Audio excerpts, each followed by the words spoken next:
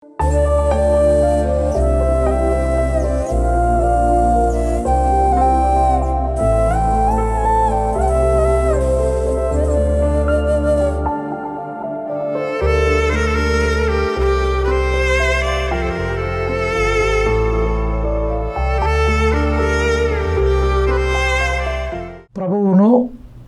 మన రక్షకుడును అయిన యేసుక్రీస్తు ప్రభుల వారి శ్రేష్ఠ నామాన్న మీ అందరికీ శుభాలు వందనాలు తెలియపరుస్తూ ఉన్నాను.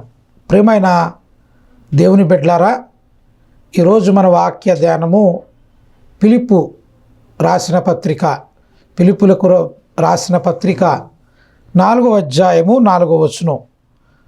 ఎల్లప్పుడూ ప్రభువునందు ఆనందించుడి, మరలా చెబుదును ఆనందించుడి, మీ సహనమును సకల జనులకు తెలియబడనీయుడి. ప్రభువును సమీపంగా ఉన్నాడు. దేవుని బిడ్డలారా, చిన్న ప్రార్థన చేద్దాం. కళ్ళు మూయండి. మహాపరిశుద్ధుడైన తండ్రి, నీకు వందనాలు. వాక్యము నీది, నేను నీ వాడను. నీ పక్షం నిలబడుతుండగా ఈ వాక్యములో నుంచి మాతోనూ, ఈ వాక్యం ఎవరికైతే అవసరమో వారితోనూ కూడా మీరు మాట్లాడండి. వినే మనస్సు, గ్రహించగలిగే ఆత్మను వారికి అనుగ్రహించి ఈ వాక్కు చేత మీరే దర్శించి మీ నామాన్ని మహిమ తెచ్చుకోమని యేసు నామమున ప్రార్థిస్తున్నాను తండ్రి, ఆమేన్. ప్రియమైన దేవుని బిడ్డలారా, ఈరోజు చాలామంది జీవితాల్లో బాధ, దుఃఖం అండ్ సమస్యలు, గందరగోళం, శాంతి లేని పరిస్థితులు, సమాధానం లేని పరిస్థితులు చాలామంది జీవితాల్లో కనబడుతూ ఉంది. ప్రియమైన దేవుని బిడ్డలారా, మరి ఇట్టి జీవితాలు సంతోషంగా మార్చబడాలంటే, సంతోషముతో నింపబడాలంటే ఏం చేయాలి? పౌలు గారు కూడా చెరసాల్లో ఉన్నప్పుడు, ఒక బందీగా ఉన్నప్పుడు, ఆ చెరసాల్లో నుంచి ఈ ఫిలిప్పీలకు రాసిన పత్రిక రాశాడు. ఈ 4వ అధ్యాయం 4వ వచనంలో అంటాడు, ఎల్లప్పుడూ ప్రభువునందు ఆనందించండి, మరలా చెప్పుదును ఆనందించుడి, మీ సహనము సకల జనులకు తెలియబడనీయుడి. ప్రభువు సమీపముగా ఉన్నాడు. దేని గూర్చియు చింతపడకుడి, కానీ ప్రతి విషయములోనూ ప్రార్థన విజ్ఞాపముల చేత కృతజ్ఞతాపూర్వకముగా మీ విన్నపములను దేవుడికి తెలియజేయుడి. దేవుని బిడ్డలారా, మనము ఎల్లప్పుడూ సంతోషంగా ఉండాలి. మరి ఎలాగా? అనేక శ్రమలు, ఏమండి మీరు సంతోషంగా ఉండమని చెప్తున్నారు. మా జీవితంలో అనేకమైన శ్రమలు, అనేకమైన ఆందోళనకరమైన పరిస్థితులు, ఎప్పుడూ మాకు సంతోషం లేదండి. ఎప్పుడు చూసినా గందరగోళాలు, ఎప్పుడు చూసినా గొడవలు, ఎప్పుడు చూసినా అండ్ భయంకరమైన పరిస్థితులు మా జీవితాల్లో ఉన్నాయి. మేము ఎలా సంతోషించగలం? మేము ఎలా ఆనందించగలం అన్న పరిస్థితి, అన్న ప్రశ్న నీ జీవితంలో ఉత్పన్నం అవుతుందేమో. ప్రియమైన దేవుని బిడ్డలారా, ఈ వాక్యం ద్వారా చెప్తున్నాను. నిజమే, ఈ లోకంలో కలిగిన శ్రమలను బట్టి మనం సంతోషంగా ఉండలేం. అండ్ ఈ లోకంలో కలిగే బాధలు బట్టి, ఇబ్బందులు బట్టి, ఇరుకులు బట్టి మనం సంతోషంగా ఉండలేం. వాటిని తలుసుకుంటూ మనం ఇంకా కృంగిపోతూ ఉంటాం. అయితే దేవుని బిడ్డలారా, మనము సంతోషంగా ఉండాలంటే ఏం చేయాలో దేవుడు స్పష్టంగా రాస్తూ ఉన్నాడు. చూడండి, ఇక్కడ పౌలు గారు అంటున్నాడు కదా, మీ సహనము సకల జనులకు తెలియబడనీయుడి. అంటే నీ బాధల్లో నీవు కొంత సహనం కలిగి ఉండు, సహనాన్ని కలిగి బ్రతుకు. నువ్వు చింతించటం వల్ల, నువ్వు బాధపడటం వల్ల నీ బాధలో నుండి నువ్వు బయటికి రాగలవా? బైబిల్ గ్రంథం కూడా అంటుంది, నువ్వు చింతించటం వల్ల నీ ఎత్తు నూరు ఎత్తు పెరుగుతుందా? మరి మనం ఏడవడం ద్వారా మన సమస్యలు తీరిపోతాయంటే నువ్వు ఏడ్చిన అర్థం ఉంది, నువ్వు కృంగిపోతున్న అర్థం ఉంది, నువ్వు బెంగ పెట్టుకున్న అర్థం ఉంది, నువ్వు పడుతున్న బాధ, నువ్వు పడుతున్న ఇబ్బందులు నువ్వు ఏడవడం ద్వారానో, నీవు కన్నీరు కార్చే పరిస్థితుల్లో నువ్వు ఉండడం ద్వారానో, నువ్వు దిగులు పడడం వల్లనో, నువ్వు బెంగ పెట్టుకోవడం వల్లనో నీ జీవితం మారిపోతుంది అంటే నువ్వు చేయి, నువ్వు బాధపడు, నువ్వు కన్నీరు కార్చు, ఇబ్బంది లేదు. కానీ నీకు తెలుసు వీటి వల్ల ఏటి వల్ల కూడా నువ్వు ఏడవడం వల్ల నీ శ్రమలు పోవు, అండ్ నువ్వు కృంగిపోవడం వల్ల నీ శ్రమలు పోవు, నువ్వు ఆందోళనలో ఉండడం వల్ల నీ శ్రమలు పోవు, నీకు వచ్చిన ఇబ్బంది పోదు. మరి ఎలాగంటే కొంత సహనం కలిగి ఉండు. బాధ వచ్చింది నిజమే, తట్టుకుని నిలబడతాం కష్టమే. పౌలు చెరసాల్లో ఉండి కూడా సహనం కలిగి ఉన్నాడు కదా, నా దేవుడు నాకు విడుదలిస్తాడని. అలాగే నీ జీవితంలో కలిగిన బాధలను బట్టి కూడా నువ్వు తట్టుకోలేని ఇబ్బందుల్లో ఉన్నావు, దాన్ని బట్టి కృంగిపోయి దిగులు పడి ఆందోళనకి వెళ్ళిపోయి నీవు ఇబ్బందులు పాలు కాకు. కానీ కొంత సహనాన్ని, కొంత ధైర్యం తెచ్చుకుని దేవుని వైపు చూడు, దేవునిలో నిలబడు. అప్పుడు దేవుడే పౌలును చెరసాల్లోంచి విడిపించిన దేవుడు నీ శ్రమల్లోంచి కూడా దేవుడిని విడిపిస్తాడు. అమ్మా, నువ్వు ఏడుస్తున్నావు, నీ కన్నీరు ప్రతి బాష్ప బిందువు తుడిచివేయబడును. నీ కన్నీరంతా తుడిచివేయబడితే ఒకరోజు దేవుడు నిన్ను ఆనందముతో సంతోషంతో నింపబోతున్నాడు. దేవుని బిడ్డలారా, నీ కన్నీరు దేవుడు చూస్తున్నాడమ్మా, నీ ఆవేదన దేవుడు వింటున్నాడమ్మా, నువ్వు పడుతున్న నలుగుడు దేవుడు చూస్తున్నాడమ్మా. అందుకని ఈ వాక్యం ద్వారా నీతో మాట్లాడుతున్నాడు. అమ్మా, నువ్వు బెంగ పెట్టుకోవడం వల్ల నీ శ్రమలు పోవు, కానీ నువ్వు కొంత సహనం కలిగి దేవుణ్ణి అడగటం ప్రారంభించు, కొంత ఓర్పు కలిగి దేవుణ్ణి అడగటం ప్రారంభించు. ప్రభువా, నా పరిస్థితులను, నా స్థితిగతులను, నాకున్న బాధ బందీల నుండి విడిపించగలిగిన వాడవు నీవే అని దేవుని దగ్గర మొరపెట్టు. అమ్మా, నీ పక్షమున దేవుడు ఉన్నాడు, నీకు తోడై ఉన్నాడు దేవుడు. కాబట్టి నువ్వు ఆందోళన పడవద్దు, సంతోషంగా ఉండవు. దేవుని బిడ్డలారా, అయితే సంతోషంగా ఉండాలంటే ఏం చేయాలి? సంతోషంగా ఉండాలంటే ఏం చేయాలి? ముందుగా చింతించటం, ఏడవడం మానేయాలి, చింతించడం మానేయాలి. చూడండి, యోబు గారి జీవితంలో అనేక శ్రమలు వచ్చాయి. చూడండి, ఒక మాట చూపిస్తాను. యోబు గ్రంథం 11వ అధ్యాయము 13వ వచనం. యోబు గ్రంథం 11వ అధ్యాయము 13వ వచనంలో ఈ విధంగా రాయబడి ఉంది. నీవు నీ మనస్సును తిన్నమ్మగా నిలిపిన ఎడల, నీ చేతులు ఆయన వైపు చూపిన ఎడల, పాపము నీ చేతుల్లో ఉండకుండా చూసి నీవు దాన్ని విడిచిన ఎడల, నీ గుడారములో నుండి దుర్మార్గతను నీవు కొట్టివేసిన ఎడల, నిశ్చయముగా నిర్దోషివై నువ్వు సంతోషించదువు. అబ్బా, ఎంత చక్కగా రాశాడండి. ఏమంటున్నాడండి? నీవు నీ మనస్సును తిన్నమ్మగా నిలిపిన ఎడల. ఎవరి ఎడల నిలపాలి నీ మనస్సు?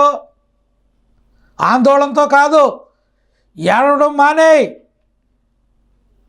ఆందోళన పడటం మానే, నీ మనస్సు తిన్నంగా నిలపాలి. దేని మీద నిలపాలో చెప్తున్నాడు అక్కడ చూడండి. నీ మనస్సును తిన్నమ్మగా నిలిపిన ఎడల, నీ చేతులు ఆయన వైపు చూచిన ఎడల, అంటే దేవుని మీద గురి కలిగి బ్రతకమంటున్నాడు. ఆయన వైపు చూడు, ఆయనలో కొనసాగు. చూడండి, అక్కడ రాశాడు కదా, చూడండి అక్కడ ఆయన వైపు చూసిన ఎడల, పాపము నీ చేతిలో నుండుట చూసి నీవు దాన్ని విడిచిన ఎడల. అంటే కొన్నిసార్లు మన కష్టాలకి, నష్టాలకి, ఇబ్బందులకు ఇరుగులు కూడా మన పాపం కారణం అవుతుందండి. అందుకనే నీ జీవితంలో ఏదైతే పాపం ఉందో, దేవుడికి అసహ్యమైన కార్యాలు నీ జీవితంలో ఉన్నాయో వాటిని చూసి, వాటిని గుర్తెరిగి వాటిని విడిచిపెట్టాలట. వాటిని విడిచిన ఎడల నీ గుడారముల నుండి దుర్మార్గతను నీవు కొట్టివేసిన ఎడల, అంటే నీ గృహంలో ఏముండకూడదండి? దుర్మార్గత ఉండకూడదు. ఎవరిని అన్యాయం చేసి నువ్వు సంపాదించిన పరిస్థితులు నీ జీవితంలో ఉండకూడదు. బైబిల్ గ్రంథంలో పొట్టువాడైన జక్కయ్య అన్యాయంగా సంపాదించి కూడబెట్టి దాచిపెట్టాడు. యేసు ప్రభు ఆ దారంటా పోతున్నప్పుడు యేసును చూడ్డానికి జక్కయ్య మేడు చెట్టు ఎక్కాడు. మేడు చెట్టు ఎక్కి యేసు ప్రభుని చూసినప్పుడు జక్కయ్య దిగిరా అని యేసు జక్కయ్యను పిలిచినప్పుడు ఆయన దిగి వచ్చాడు. రావడమే కాదు, నీ ఇంట నేను ఉండవలసి ఉందని దేవుడు తెలియపరిచినప్పుడు, ఎప్పుడైతే జక్కయ్య ఇంట్లోకి యేసు ప్రభు వచ్చాడో తాను చేసే దుర్మార్గత, తాను చేసిన పాపపు పనులన్నీ తనకు అర్థమైపోయినాయండి. నేను ఎవరి దగ్గర అయితే అన్యాయంగా తీసుకున్నానో వాళ్ళకి మూడింతలు కలిపి నేను తిరిగి ఇచ్చేస్తానని జక్కయ్య మార్పు చెందాడు. దేవుని బిడ్డలారా, నీ గృహంలో దుర్మార్గత ఉండకూడదు, అన్యాయమైన వచ్చుబడి ఉండకూడదు, అక్రమంగా కూడబెట్టింది ఉండకూడదు, ఒకళ్ళని వేధించి బాధపెట్టి ఒకరిది లాక్కున్న పరిస్థితులు నీ జీవితంలో ఉండకూడదు. వాటిని విడిచిపెడితే చూడండి, అక్కడ రాశాడు కదా, ఎంత మంచి మాటలు రాస్తున్నాడో చూడండి. నీ గుడారములో నుండి నీ దుర్మార్గతను నువ్వు కొట్టివేసిన ఎడల నిశ్చయముగా నిర్దోషివై నీవు సంతోషించదవు. దేవునికి స్తోత్రం. నిశ్చయముగా దేవుడు చెప్తున్నాడు, నువ్వు సంతోషిస్తావు. నీ శ్రమ దినములు ముగించబడతాయి, నీ కన్నీరు బాధలు ముగించబడతాయి, నీ నిర్దోషివై నువ్వు సంతోషించదవు. ఎందుకంటే నీ నిర్దోషత్వమే నిన్ను కాపాడుతుంది. నీ నిర్దోషత్వమే దేవుడు నీ పక్షమును నిలబడినట్లు చేస్తుంది. దేవుడు నీ పక్షమును వ్యాజ్యమాడే విధంగా నీ నిర్దోషత్వమే చేస్తుందండి. నువ్వు నిర్దోషివై ఉండాలి. దేవునికి స్తోత్రం. నిర్దోషివై నీవు స్థిరపడి ఉందువు. నిర్దోషిగా ఒకరోజు కాదు. కొంతమంది ఏంటంటే 4 రోజులేమో మంచిగా ఉండి 10 రోజులేమో ఇష్టానుసారంగా బ్రతుకుతూ ఉంటారు. దేవుని వాక్యం చెప్తూ ఉంది, ఇక్కడ ఎంత చక్కగా రాశాడు చూడండి. నిశ్చయుడివై నీవు స్థిరపడి ఉందువు. స్థిరంగా ఉండాలి. నిర్దోషివై చూడండి, నిశ్చయముగా నీ దురాశను నీవు మరిచెదవు. ఏముండకూడదు? దురాశను ఉండకూడదండి, మర్చిపోవాలి, విడిచిపెట్టాలి. నువ్వు సంతోషంగా ఉండాలంటే వాటిని విడిచిపెట్టకుండా సంతోషం రాదు నీ ఇంట్లోకి, నీ జీవితంలోనికి. దురాశలను విడిచిపెట్టాలి. దురాశ మనం చదువుకున్నాం కదా, చిన్నగా ఉన్నప్పుడు మన స్కూల్లో చెప్పారు మనకి, దురాశ దుఃఖమునకు చేటు. మన దురాశ వల్లే మనకు దుఃఖాలు, మనకి అనేక భయంకరమైన పరిస్థితులు మన దురాశ వల్లే. దేవుని బిడ్డలారా, వాటిని విడిచిపెట్టమని దేవుని వాక్యం చెప్తా ఉంది. దేవుని బిడ్డలారా, ఇక్కడ రాస్తూ ఉన్నాడు కదా, దాటిపోయిన వారు నీటిని జ్ఞాపకము చేసుకున్నట్లు నీవు దాన్ని జ్ఞాపకము చేసుకునేదవు. అప్పుడు నీ బ్రతుకు మధ్యాహ్నపు కాలపు తేజస్సు కంటే అధికముగా ప్రకాశించును. అబ్బా, ఏమంటున్నాడండి? ఎప్పుడైతే ఎన్నాటిని దుర్మార్గతని ఇంట్లో లేకుండా చూసుకుంటావో అండి, అలాగే పాపమును విడిచిపెడతావో, దేవుళ్ళో నిర్దోషిగా స్థిరంగా ఉంటావో, అప్పుడు నువ్వేం చేయబడుతుందట? నీ బ్రతుకు మధ్యాహ్నపు కాలపు తేజస్సు కంటే అధికముగా ప్రకాశించును. అప్పుడు నీ జీవితంలో సంతోషం అనేది నీ జీవితంలో ఉంటుందండి. దేవుని బిడ్డలు మనం ఏం చేస్తామంటే ఏమి చేయమండి, నిర్దోషులుగా ఉండం, పాపమును విడిచిపెట్టం అండి, దుర్మార్గతను విడిచిపెట్టం. ఇవి ఏమి విడిచిపెట్టకుండా ఒకటే అడుగుతాం, ప్రభువా నాకున్న పరిస్థితులు మార్చే నాయన, నాకున్న స్థితిగతులు మార్చే నాయన. దేవుణ్ణి అడుగుతామండి. అది సాధ్యమవుతుంది. అప్పుడు దేవుడు నీకు సహాయం చేయగలడా? దేవుని బిడ్డలారా, నిర్దోషి అయిన చేతుల వైపు ఆయన చూస్తున్నాడట. నిర్దోషులైన చేతుల వైపు ఆయన చూస్తున్నాడు.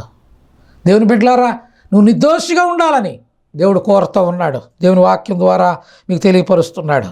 దేవుని బిడ్డలారా, నీవు మన చేతులు ఆయన వైపు నిలపాలి అంటే అర్థమేంటో తెలుసా అంటే ఇందాకేమో చెప్పాను కదా, మనసు తిన్నంగా నిలపాలంటే అర్థం ఏంటంటే చింతించటం మానేయాలి, ఏడవడం మానేయాలి, అంటే ఆందోళన పెట్టుకోవడం మానేయాలి. అది మొదటి మాట. రెండవ మాట ఏంటంటే మన చేతులు ఆయన వైపు నిలపాలి అంటే అర్థం, దాని మాటకు అర్థమేంటో తెలుసా, చేతులు ఎత్తడం, చేతులు ఆయన వైపు నిలపడం అంటే ప్రార్థన చెయ్యాలి. ప్రార్థనా జీవితం. నువ్వు ప్రార్థిస్తే దేవుడు నీకు సహాయం చేస్తాడు. ప్రార్థన నీ పరిస్థితులను మార్చును అని దేవుని వాక్యం సెలవిస్తుంది. ప్రార్థనే మనల్ని సరిదిద్దేది. ప్రార్థన ద్వారా మన పాపములు మనం ఒప్పుకోగలం ప్రార్థన చేస్తే. ప్రార్థన లేకుండా అంటే దేవునికి ఇష్టలుగా మనం మారలేమండి. ప్రార్థన జీవితం చాలా ప్రాముఖ్యమైనది. ఈ రోజునండి చాలా బాధాకరమైన విషయం ఏమిటంటే ప్రార్థన జీవితం తగ్గిపోతూ ఉందండి అందరిలో. చాలామందిలో ప్రార్థన జీవితం సన్నగిలిపోతుంది. కాబట్టి మీరు ఎలా చెప్పగలరు అంటే నేను గ్రహించానండి కొన్ని విషయాల్లో. ఒకప్పుడు చర్చిలో ఆల్నైట్ ప్రేయర్ అంటే ఎంతమంది ఉండేవారు? అందరూ ఉండేవారు. సాయంకాలం నుండి ఉదయం వరకు ప్రార్థన చేసేవారు. ఇప్పుడు అదే ఆల్నైట్ ప్రేయర్ పెడుతున్నాం. ఎంతమంది వస్తారు అంటే బాబోయ్ ఆల్నైట్ ప్రేయరా, నైట్ అంతా ప్రార్థన చేయాలా, మళ్ళీ నైట్ ప్రార్థన చేయ ఉదయాన్నే మేము పనిలోకి ఎలాగ వెళ్ళగలం? ఎన్ని సాకులను ఎత్తుక్కుంటాము మనం అంటే ప్రార్థన చేయకుండా ఉండడానికి ఎన్ని సాకులను ఎత్తుక్కుంటామో. కానీ నేను చాలామంది చెప్తాను, చేయకపోవడానికి సాకులను ఎత్తుక్కోకూడదు, చేయడానికి మన అవకాశాలను ఎత్తుక్కోవాలి. నిజమే, చేయడానికి అవకాశం ఏంటి అంటే నేను అంటాను, నిజమే ఉదయం లెగిసి మరలా ఉదయం ప్రార్థన అయిన తర్వాత పనిలోకి వెళ్ళడం ఎంత కష్టంగానే ఉంటుంది. కానీ మనం అనుకూలతను ఎత్తుక్కోవాలన్నాం కదా. బైబిల్లో రాస్తుంది కదా, ఒక్క దినము గడుపుట. ఏంటండి? దేవుని సన్నిధిలో ఒక్క దినము గడుపుట 1000 దినముల కంటే శ్రేష్టమైంది. ఈ మాటను ఎందుకు తెలుసుకో అంటే ఈ మాటని అమ్మో నేను ఈరోజు ఒక్క దినం దేవుడి సన్నిధిలో గడిపితే 1000 దినాలతో సమానం కదా, ఎందుకు గడపలేను అని ఆలోచించవండి. ఆల్ నైట్ ప్రేయర్ అలా హాఫ్ నైట్ ప్రేయర్ మారిపోయింది. 12 వరకు చేద్దాం పాస్టర్ గారు, అప్పుడు మా పనిలోకి వెళ్ళడానికి ఇబ్బంది ఉండదు. అవునండి, అమ్మ కాదు కూడదు అలా కాదు, మనం ఆల్ నైట్ ప్రేయరే చేయాలన్నారు అనుకోండి, వెంటనే మనం అండి చెస్లో రాజును మార్చేసినట్టు, చెస్లో వాళ్ళ పరిస్థితులు మార్చేసినట్టు మన సంఘాన్ని మార్చేస్తాం కదండి. దేవుని బిడ్డలారా, మనం అలాగ ఉండకూడదండి. ప్రార్థనలో మనం వెనకబడిపోయాం. చాలామంది జీవితాల్లో ప్రార్థన లేదు. కానీ దేవుని బిడ్డలారా, ఆయన వైపు చేతులు నిలపాలంటే ప్రార్థనా జీవితము నీవు కలిగి ఉండాలని దేవుని వాక్యం ద్వారా మీకు తెలియపరుస్తున్నాను. చూడండి, అక్కడే మనం రాయబడింది, పాపమును విడవాలి, పాపాన్ని విడిచిపెట్టాలి అంటే పశ్చాత్తాపడాలి. పాపం విడిచిపెట్టమంటే పశ్చాత్తాపడాలి. నీలో ఏ లోపం ఉందో గుర్తెరిగి ఆ లోపం విషయమై దేవుని సన్నిధిలో పశ్చాత్తాపడాలి. మనం ఏంటంటే పాపాన్ని కప్పుకోవడానికి ఇష్టపడుతున్నాం తప్ప చాలామంది పాపాన్ని ఒప్పుకోవడానికి ఇష్టపడట్లేదండి. పాపానికి దేవుడి దగ్గర ఒప్పుకొని విడిచిపెట్టడానికి ఇష్టపడట్లేదండి. దేవుని బిడ్డలారా, ప్రాయశ్చిత్తం పొందాలి అంటే పాప క్షమాపణ, పాపము నుండి విడుదల మనం పొందాలి. చూడండి, గృహంలో దుర్మార్గతను కొట్టివేయాలంటే చూడండి, కడుక్కొనుట ఏంటంటే ఏం చేయాలి? మన హృదయాలను, మన జీవితాలు, మన విధానాలను శుభ్రపరచుకోవాలి. దేవునికి అయిష్టమైన దుర్మార్గాల లక్షణాలని తీసివేసుకోవాలి. దేవుని బిడ్డలారా, అలాగూ మనం ఉండాలండి. నిర్దోషిగా బ్రతకాలి, ఏ లోపం లేనివాడిగా బ్రతకాలి. అండి ఏ లోపం లేకుండా ఉన్నావా, నిర్దోషిగా ఎంచబడాలి. మనం నిర్దోషుల పక్షాన దేవుడు ఉంటాడండి. దేవుని బిడ్డలారా, దేవుణ్ణి ఆశ్రయించాలి. చూడండి ఆ కీర్తన గ్రంథం 4వ అధ్యాయము, కీర్తన గ్రంథం 4వ అధ్యాయము 7వ వచనాన్ని మనం చదువుదాం. చూడండి కీర్తన గ్రంథం 4వ అధ్యాయము 7వ వచనం.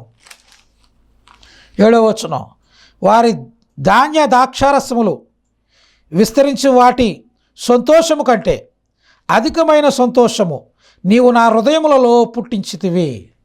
అంటే ధాన్య ద్రాక్షారసములు విస్తరించిన నాటి సంతోషము కంటే, అంటే ఈ లోకంలో ఆర్థికంగా అభివృద్ధి పొందిన దానికంటే అధికమైన సంతోషం నీవు నా హృదయముల్లో పుట్టించితివి. దేవుని బిడ్డలారా, నిజమే, మనం నిర్దోషులుగా ఉంటే నిత్యము సంతోషించగలమండి. ఏ పాపం లేని వారిగా ఉంటే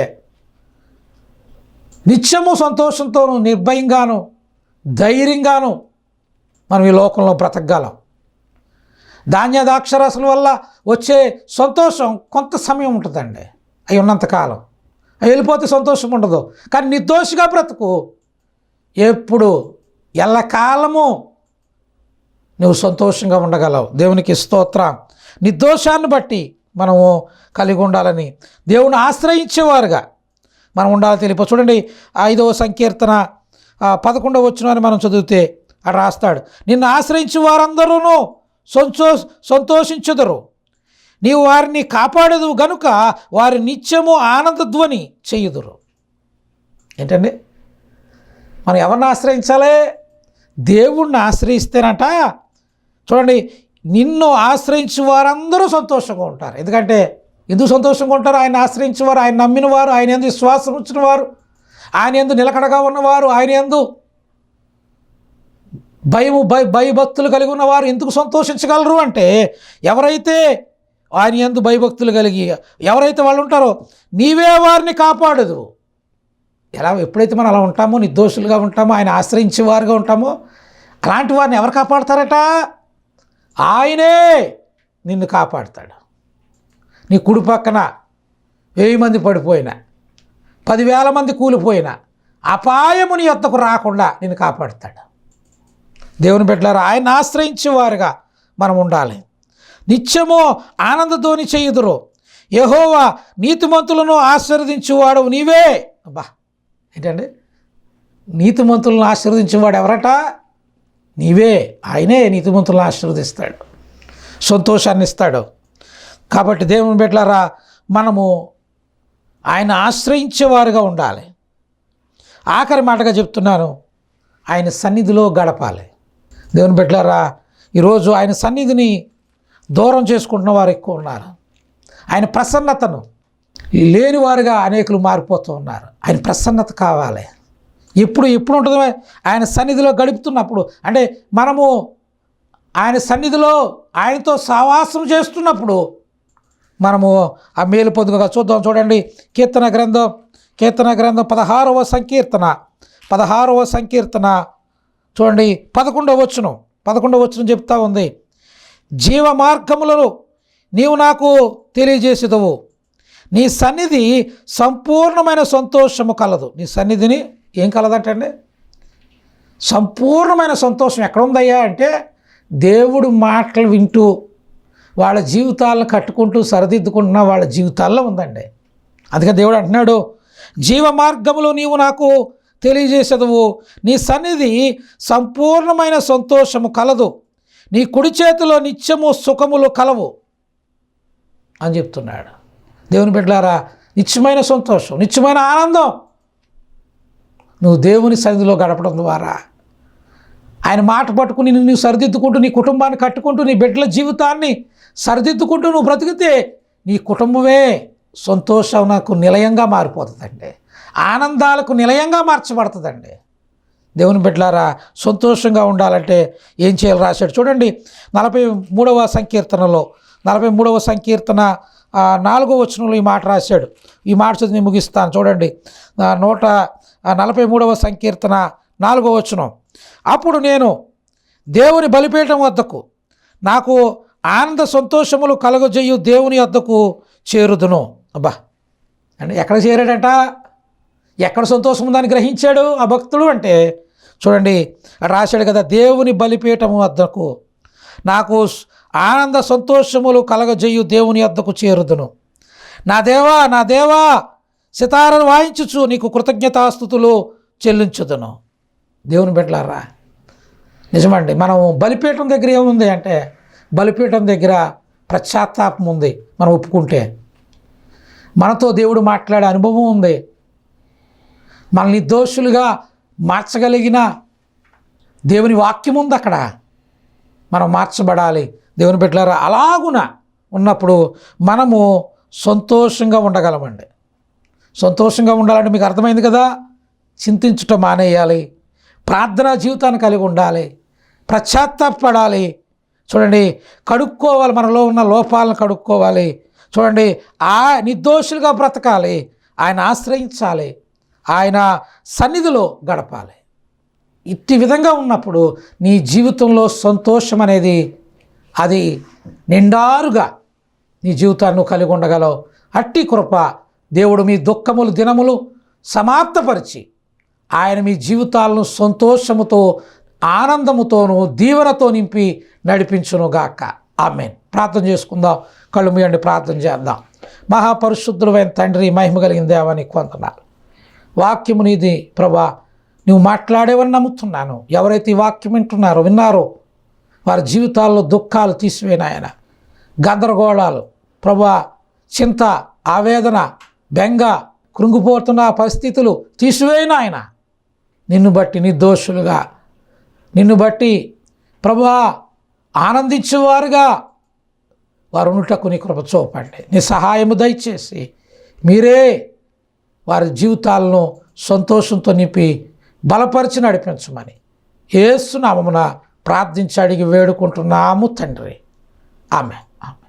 ఈ వాక్యం మీకు ప్రోత్సాహకరంగా మిమ్మల్ని బలపరిచే విధంగా ఉంటే తప్పకుండా ఒకసారైనా మాకు ఫోన్ చేయండి. మీరు చేసే చిన్న ఫోన్ కాల్ మాకు ఇంకా ప్రోత్సాహకరంగా ఉంటుంది, ఇంకా ముందుకు వెళ్ళడానికి అవకాశం ఏర్పడుతుంది. అంతేకాదు మీకు ఏ అవసరత ఉన్నా, మీకు ఏ అక్కరున్నా మేము మీ కొరకు ప్రార్థించడానికి సిద్ధంగా ఉన్నాం. మేము నమ్మకంగా దేవుని సన్నిధిలో మీ కొరకు ప్రార్థిస్తాం. తప్పక మీ ప్రార్థన అవసరత ఫోన్ కాల్ ద్వారా మాకు తెలియపరచండి. దేవుడు మిమ్మల్ని దీవించునుగాక. ఆమేన్. అందరికీ